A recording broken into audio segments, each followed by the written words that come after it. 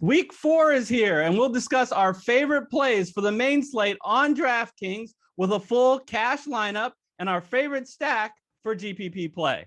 We'll also give you our Week 4 NFL Survivor picks, and it's all coming up next.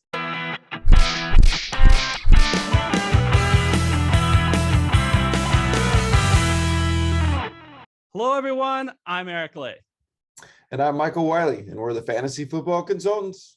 Quick shout out to our FFC community for being so active once again in the comment section with their takes on the main slate on DraftKings. You guys are really missing out if you're not engaging in the comment section. It's much more valuable than just watching the video. We actually had a very interesting conversation in the comment section about Alexander Mattison and whether you want to slide him in the lineup, but he was playing in the afternoon. So you had to have a pivot play in case Dalvin Cook played. Anyways, let's remind you guys that the most accurate and active commenters will qualify for the free to enter contest with a prize pool of $200, which is going to begin in week 12. All the details are in the description. Hey, if you enjoy our show, please remember to always smash the like button, share the video with your friends, and if you haven't yet, hit that red subscribe button, followed by the bell icon.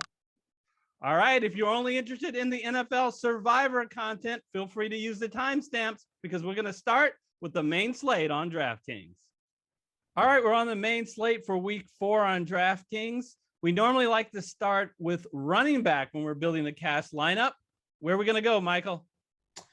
Let's go with a guy who is heating up sooner than he typically does. He's usually a second half guy. But I think the Titans have decided that Derrick Henry is the key to winning. Other than a kind of first soft game, he has gone off the last couple of weeks, averaging over 30 touches a game. And I think he's got a juicy matchup again here against the lowly Jets. He's getting involved a little bit more in the passing game. I think we're going to see more of that against the Jets. He's the answer. I think there's a possibility that AJ doesn't play and JJ doesn't play, and that means that Derrick Henry is the guy. What do you think? No, I love it. I love it.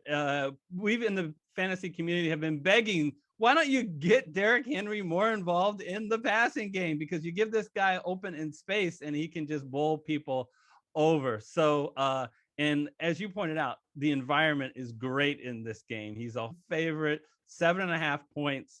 Game scripts should show that they will be up in most of this game. And without those wide receiver weapons, why not just pound the rock? So Derrick Henry, he's expensive, $8,800, but a great way to start our lineup. And partially because Derrick Henry is so expensive, I would like to save money on the next spot. And Michael, my favorite play in week 4 for cash games is this guy at only $5,400. Look how far we have to go down. Actually, $5,200. It's Sonny Michel. Now, you say he had 20 carries for 67 yards, Eric.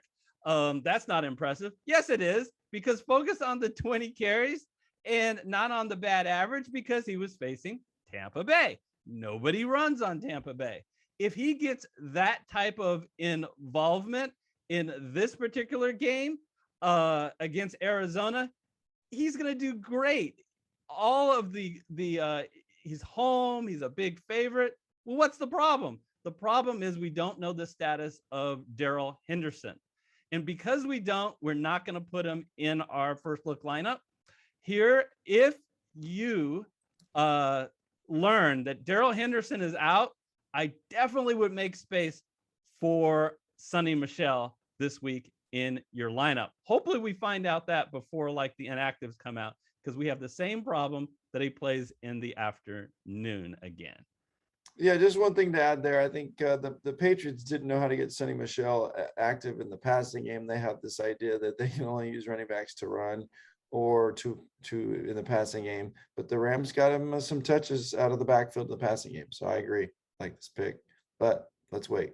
All right. So who I will go with, don't save quite as much money. Man, Speaking of getting involved in the passing game, Michael, how about Najee Harris? You know what? Both you and I have been on Najee Harris from the preseason. We've commented that this guy has so much talent. He is so great. The only drawback is that offensive line. But Pittsburgh has realized that just get the ball in his hands, similar to Derrick Henry, where we're foreseeing the fact that Jones and Brown may be out, and therefore that increases his activity in the passing game. Same thing in Pittsburgh happened because Deontay Johnson and Juju Smith-Schuster have been hurt. Now it's unclear whether they'll be back. So I'm not counting on 19 targets, but I am counting in what I think will be a high-scoring game, him to be very active this week. Look, Michael, do you know that the back that has the second most snap percentage in all of football is Alvin Kamara at 80% of the snaps so far this year? That's a distant second to Najee Harris, who has 96% of the snaps. Yeah, it's amazing. This is the Steelers' way, but I really understand why it's the Steelers' way, although it's maybe not necessarily good for the career of their running backs in terms of longevity. But he's a great check down target. I think the Steelers need to fix the fact that they had to check down so much, but that's what has to happen. And Najee, he's a great receiver out of the backfield. All right, so let's get Harris in what I think will be a shootout. And remember, even if Pittsburgh is behind, that Najee Harris is game script proof. All right, we spent a lot of money on the two H's, Henry and Harris. So let's go to quarterback. Can you save us some money here, Michael? We have to. So thank you for that intro, because I know this is going to be a bit of a controversial pick. But we need to save some money for some other spots. So let's go all the way down towards the bottom of the starting quarterbacks. And let's go with Jacoby Brissett. Now, I know it's going to probably freak a lot of folks out. Jacoby Brissett has not been one of those guys historically who has put up a ton of yards, but he has been one of those guys who's put up consistently yards. He's not just a game manager. And so that's something, to look at historically. But here, we see in this Raider game where they were up early and then got behind and then had to come back. He got, some yards on the ground, got a touchdown on the ground as well. Didn't get a touchdown in the air, but did throw for over 200 yards.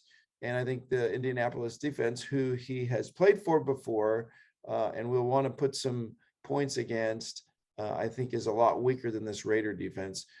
So I like Jacoby Brissett with that receiving core to put up some yardage. What do you think? Yeah, he has weapons. In addition to 3 receivers with Waddle, Parker, and Fuller, Mike Gesicki at the tight end can catch passes. And I like the environment of this game. I mean, he is a home favorite and not a terrible implied total of 23. Again, given his price, Michael, it's just like bad medicine. You're telling me to take Brissett. It's coming down a little. It just doesn't feel very good. Make me feel better. What can we get with not only with Henry and Harris, but what can we get because we paid down for Jacoby Brissett? Well, I was at the Niner game this week, and I saw Davante Adams make the difference in that game. At the end of the game and throughout the game, he is by far the favorite target of Aaron Rodgers. Maybe the favorite target of any quarterback on an individual receiver. He's still the clear number one in Green Bay. They knew they needed to go to him. The Niners, one of the best defense league, knew that they had to go to him, and they still couldn't prevent it. It looked like he got a little shaken up there. I think he was trying to draw what should have been a helmet-to-helmet hit. But he was clearly fine, and he'll be fine this week, and he's going to put up a lot of points. I don't know, Michael. He only had 18 targets. It's not like he's any Najee Harris with 19. Exactly. So, no, I mean, I'm not going to spend a lot of time talking about how awesome Davante Adams is. As you said, they really do make a concerted effort to get him the ball. And the one thing he hasn't done a lot of this year, where I see he gets even more upside, is score touchdowns. And the guy was just a touchdown machine. Aaron Rodgers likes to look at him around the end zone. So I love his floor. All right. So we we've got Henry Harris and Adams. So we have spent lots of money. We only have an average of a little over $4,000 to spend. But I'm still going to pick a pretty good wide receiver who I believe is the number one wide receiver on his team. And I think a sneaky good matchup at $5,000. Let's welcome Corey Davis. So, okay, Michael, I'm gonna let you give me the tell me what's going on with Zach Wilson. I'll give you my take. My take on Zach Wilson is the guy just does not have time to throw the ball. And we really saw it against a very, very good defense in Denver last week. And he played a tough New England defense. And say what you want about Carolina, their defense this year has been better than anybody's. They've also had a very easy schedule. In comparison to those three teams, the Tennessee Titans are a godsend welcome as an opponent. I think this may be the game where Wilson gets a little bit more time to throw, and if so, he's going to look to his favorite target. So I like Corey Davis this week, and you get the $5,000 price, which is pretty good. Yeah, real quickly, I'm gonna defend Zach Wilson a little bit. I think he has been commanded to not run the ball, to stay healthy and minimize the likelihood of a big hit, and so he's doing that, meaning he's getting rid of the ball, in our uncharacteristic ways of just throwing it up, which we obviously would be frustrated as a fan to see. But we saw in week one that Corey Davis was the one guy who he had a connection with. And so I think for this price, it's a good pick. All right. So I like that you're coming back to defend your man, but he's only $100 less than Brissett, so you didn't really argue for him in the lineup. I wouldn't have let you. All right, so wide receiver. Let's continue on, and we already sort of talked about him with Jacoby Brissett. We're actually stacking in our cash game that we don't look to do, but when we feel like we have a bargain, we don't mind doing it. And I do think that we have a bargain here at only $4,900. Let's look at Jalen Waddle. You know what? We've been on the rookies this year, Michael, and even if DraftKings refuses to get their picture, I don't care. I still like it. And look what Waddle has done. Look at last year. This lineup that we're putting together just has a ton of targets in it. Last week, 13 targets, and even the week before, 8. And what I think is significant about that, you go, well, what happened in week one? Well, Tua was the quarterback in week one. There really looks to be a rapport between Brissett and Jalen Waddle. This price is just too good to pass up. Yeah, no, I think he's one of the rookies with a clear talent. He's clearly Brissett's number one target, and he tends to come down with the ball. Not a ton of yards to go with those 12 catches, but this is a PPR league. We'll take it. Yes, we love these targets in this PPR league. All right, so let me get Waddle in the lineup. All right, let's go to tight end. So let's see. At tight end, if possible, I really would love to get a floor at tight end. We obviously can't afford Kelsey. If Kittle is actually healthy, I really like him this week against the Seahawks. TJ Hawkinson, what happened to you last week? Can't afford him.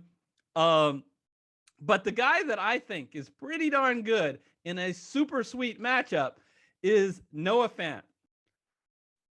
Okay, so here's the deal, folks. Noah Fant going from Locke to Teddy Bridgewater is a major, major upgrade.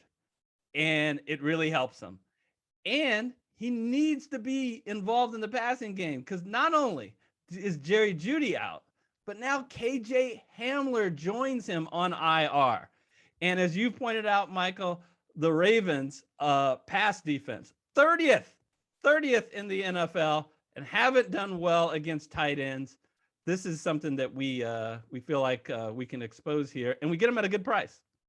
Yeah, he's a great athlete. kind of ignored the last game because they didn't really have to throw the ball against the Jets.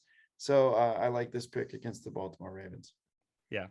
All right. So I think this is a really interesting one in our flex, that we actually have a very flexible player at only $4,900. So we have to save money again, but I'm kind of excited at $4,900 to get Patterson in our lineup. Man, Michael, what a dual threat that this guy is on the Atlanta Falcons.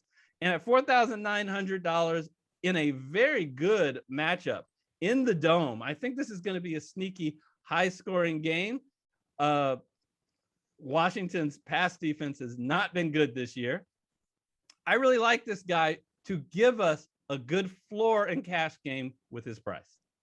Yeah, any wide receiver who's in the backfield in a PPR league is super tempting. Anderson is one of the most versatile guys in the NFL, and Atlanta's using him in ways that are rewarded for in a PPR league. So yeah, this is a good pick for $4,900. All right, our last pick is actually one of my favorites, given the price. And I can't believe I'm saying this. The Detroit Lions defense. All right, don't turn the video off. So you're thinking, what? The Detroit Lions defense? I've ripped them, right? They gave up more points than anyone last year. They were the second most points given up before last week, but they really came to play against the Ravens. And man, I know they're on the road, but what a matchup this week they have against the Chicago Bears, who could do absolutely nothing. Their last week against the Browns, they're ranked dead last as a passing offense so far this year, Michael. Yeah, would they have net negative 1 yards between the sacks and the passing plays? So, Detroit actually is looking okay on the defensive side of the ball after that first week. It'll be interesting who the Bears quarterback will be. They either be the rookie. I don't think Dalton will be back in this game. Not that I'm not afraid of Dalton. And I don't know. You go to Nick Foles, who hasn't played at all. So either way, and they're just an incredible bargain at $2,200. So that is our cash lineup. All right, for GPP, you always want to have correlation. So the stack that we like the most this week is attacking that Kansas City game. The lines makers love it. It's the highest scoring game on the books at 55 over under. It's in Philadelphia, so I'm hoping Philadelphia can keep this close, and I think they will. And Jalen Hurts, man, is he a talent as far as fantasy is concerned? You can argue otherwise, but he's such a dual threat with his legs and his arms. He can pile up the yardage while giving you good rushing statistics. And I like his rookie, Devontae Smith, is having the highest ceiling game. They have a lot of weapons. They have the two tight ends that he can throw to. But I like Devontae Smith as the highest ceiling. And Tyreek Hill, who really has been disappointing this year, he is going to go off. It's just a matter of time. So I don't like him quite as much in cash games for his floor, but I love his ceiling. Yeah, and this is the week for him. Those who watched the Monday night game saw that Philadelphia did not look good in the defensive backfield. All right, let's go to our survivor picks. All right, Michael, we got to get ready for week 4, but I just have to take a moment. How lucky were people who picked the Ravens and the Raiders? I mean, they barely squeaked by. Yeah, no kidding. I was really freaked out in that Raider game when the Dolphins were up 14-0. And then the Raiders took care of business, or did they, until it got to move to overtime, up 8 towards the end, and the Dolphins score a late touchdown. But man, what a 66-yard field goal in that Ravens game. That was pretty impressive. Yeah, and there should have been a controversy there, game. though. Little controversy there. Should have been 71-yard field goal, and it would have been 5 yards short. But anyways, all right, let's get to week 4. That's what you guys want to know. Where do we think you should be going? Well, there are only 5 games we think that you should be considering. We have Buffalo Monsters, 16.5-point favorites at home against Houston. New Orleans is an 8-point favorite at home against the Giants. And we have 3 teams that are 7.5-point favorites: Tennessee, Cincinnati, and Kansas City. So let me just quickly eliminate Kansas City. There's no way that I'm picking them. They have plenty of future value. Michael, my kryptonite is New Orleans, and I don't feel great about this game with Jameis Winston. And I can pick them later. So it really came down to me on 3 games. And Tennessee may not have, as we talked about earlier, may not have either of their top 2 wide receivers in A.J. Brown and Julio Jones. So, and they have 4, count them, juicy matchups later. Why? Because they have the division games against Houston and Jacksonville, both home and away. So, and some of those are the best matches, best games of the week. So I'm not picking Tennessee. So it's truly between Cincinnati and Buffalo. I gave it away last week, Michael. I said last week, please don't play Buffalo, guys. And then you can play them this week. And that is exactly what I'm going to do. My pick this week is the Buffalo Bills. I'm not going to spend a lot of time talking about why Buffalo is going to win this game, right? Yeah, I got to put the caveat. Any NFL team can beat any NFL team. Well, look, I don't even know if the Houston Texans qualify as an NFL team with a rookie quarterback now. They don't even have Tyrod Taylor. The one thing, look, their defense is horrible. And meanwhile, let's talk about Buffalo, how good their offense and defense is. They beat Washington by 22 and Miami by 35. Way better teams than Houston. Now, the one thing Houston had was a passing attack with Tyrod Taylor, but they went from a top 10 passing offense to a bottom 5 with the move to Davis Mills. So like I said, we all know that Buffalo is going to win, and they're more likely to win than any other team by far this week. But that's only one prong. I think the biggest argument not to pick Buffalo is the other 2 arguments. What about ownership percentage and future value? So I want to quickly address that. I'll address ownership percentage. Right now that they are the most popular pick, 35% of the people in pools are picking them, which I actually thought was going to be a little bit higher. So you might say, usually what I like to do, if someone's a 12-point favorite and there's a whole lot of action on them, Michael, is I'll look for the 10-point favorite. There is no 10-point favorite, and they're not a 12-point favorite. They're a 16.5-point favorite. The difference is just too much for me, and I will just eat the future value. In week 9 and 10, they're at Jacksonville and at the New York Jets, so on the road. And then it isn't until the last 2 weeks of the season, who knows what's happened, before they get the really sweet matchups at home against Atlanta and the Jets. So I'm not going to lie to you guys. You do give up future value. There's no question about that. But I think that we're going to be okay with other picks in the key weeks. So my pick is the Buffalo Bills. What a wimpy pick. Man, this is like a college game spread. I mean, you just never see this in the NFL, but I think it's because the Bills look so good right now and the Texans are nowhere to be seen. So Eric, I'm embarrassed to admit you have swayed me. I was tempted to go with Cincinnati here.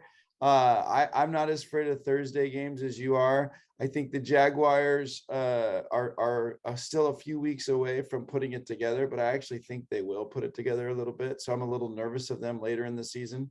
But the Bengals do have a tiny bit of future value here with the Jets in a couple of weeks. And so, I can save them.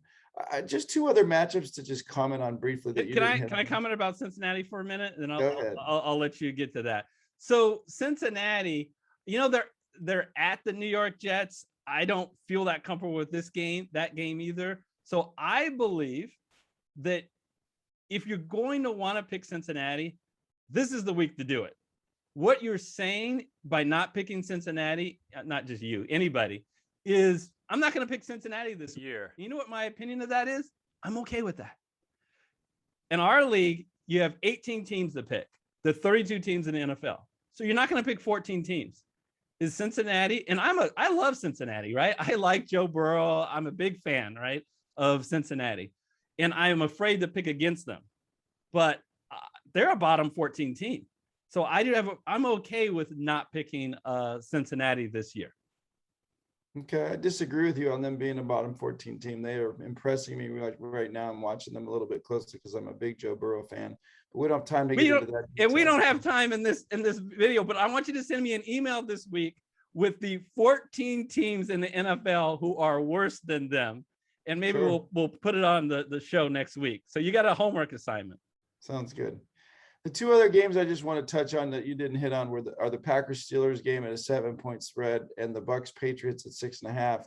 You know, Bucks are on the road at the Patriots. Nothing more than the Patriots would like to do than to beat Tom Brady. But the Bucks, after a tough loss in LA, will not lose that game, in my opinion. But you know, the Bucks obviously great future value, as do the Packers. But the Packers are reeling and they are playing great right now, and the Steelers are not. But yeah, but the Buffalo Bills game is by far the safest game. And even though there's some other juicy matchups here, you know, it's a nice week to relax and watch the games. So your official pick, Michael, is the Buffalo Bills. The wimpy pick you called.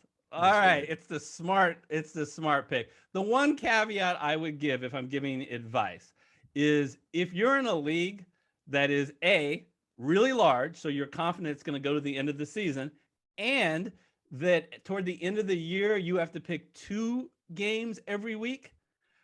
So you don't have to pick 18 teams. You have to pick more like 24 teams.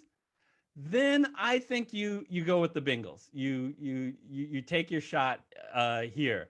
But in our league, you only have to pick 18 teams. My pick is the Buffalo Bills.